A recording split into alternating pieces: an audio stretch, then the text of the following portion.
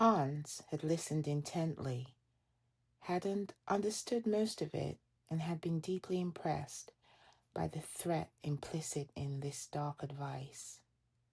Nevertheless, he replied that Kay could not speak to his father, for his father disliked him and would probably treat him as the teacher had done.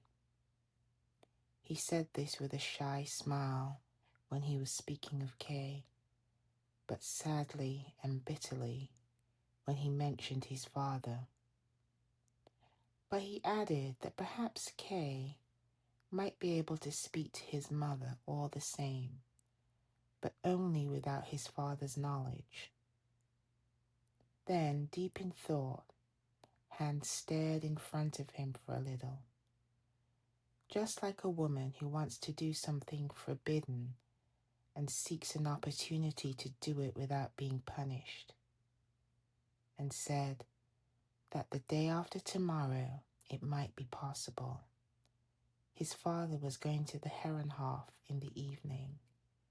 He had a conference there.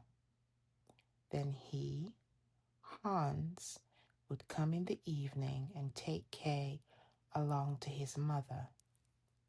Of course, assuming that his mother agreed, which was, however, very improbable. She never did anything at all against the wishes of his father. She submitted to him in everything, even in things whose unreasonableness he, Hans, could see through. Long before this, Kay had called Hans up to the dais, drawn him between his knees, and had kept on caressing him comfortingly. The nearness helped, in spite of Hans' occasional recalcitrance, to bring about an understanding. They agreed finally to the following. Hans would first tell his mother the entire truth, but, so as to make her consent easier, add that Kay wanted to speak to Brunswick himself as well. Not at all about her, but about his own affairs. Besides, this was true. In the course of the conversation, Kay had remembered that Brunswick, even if he were a bad and dangerous man, could scarcely be his enemy now. If he had been, according to the information of the superintendent, the leader of those who, even if only on political grounds, were in favor of engaging a land surveyor. Kay's arrival in the village must therefore have been welcomed by Brunswick. But in that case, his morose greeting that first day, and the dislike of which Hans spoke, were almost incomprehensible. Perhaps, however, Brunswick had been hurt simply because Kay had not turned to him first for help. Perhaps there existed some other misunderstanding, which could be cleared up by a few words.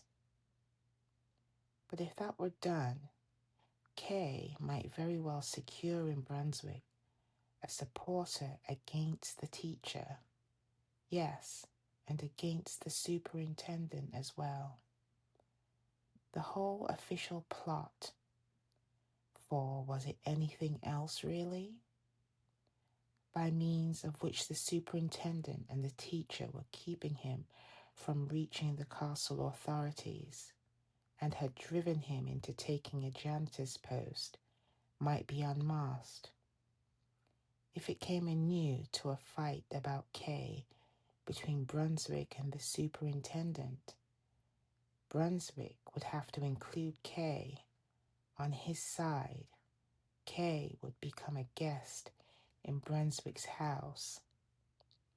Brunswick's fighting resources would be put at his disposal in spite of the superintendent. Who could tell what he might not be able to achieve by those means. And in any case, he would often be in the ladies' company. So he played with his dreams and they with him, while Hans, thinking only of his mother, painfully watched Kay's silence as one watches a doctor who is sunk in reflection while he tries to find the proper remedy for a grave case.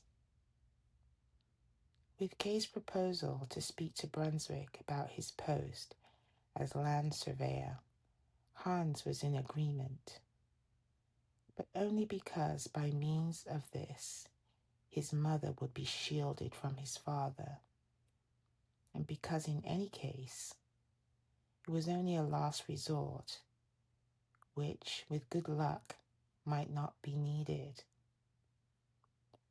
He merely asked further how Kay was to explain to his father the lateness of the visit, and was content at last, though his face remained a little overcast, with the suggestion that Kay would say that his unendurable post in the school and the teacher's humiliating treatment had made him, in sudden despair, forget all caution. Now that, so far as one could see, everything had been provided for, and the possibility of success at least conceded, Hans, freed from his burden of reflection, became happier and chatted for some time longer with Kay, and afterwards with Frida, who had sat for a long time as if absorbed by quite different thoughts, and only now began to take part in the conversation again. Among other things, she asked him what he wanted to become. He did not think long, but said he wanted to be a man like Kay.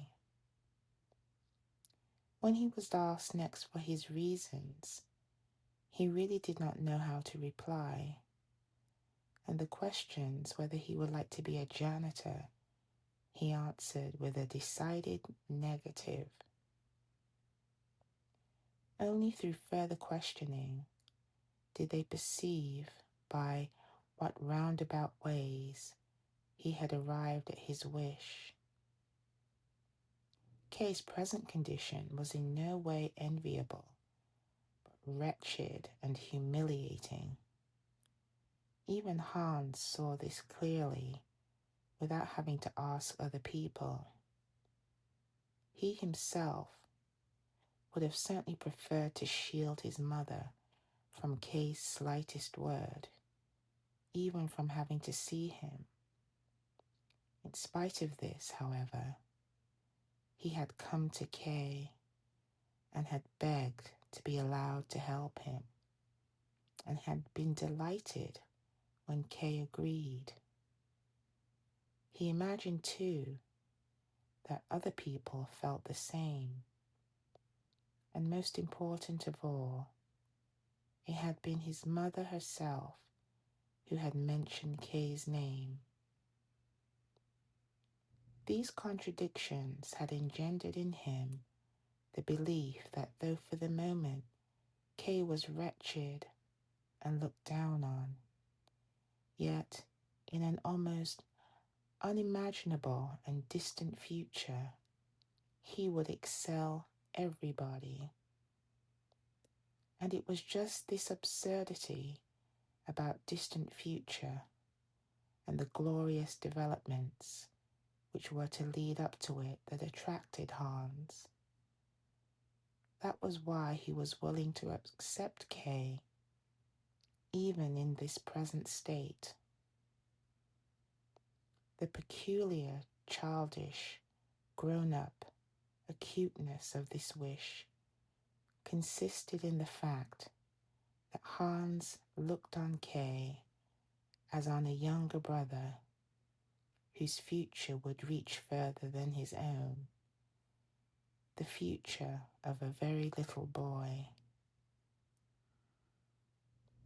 And it was with an almost troubled seriousness that, driven into a corner by Frida's questions, he at last confessed those things.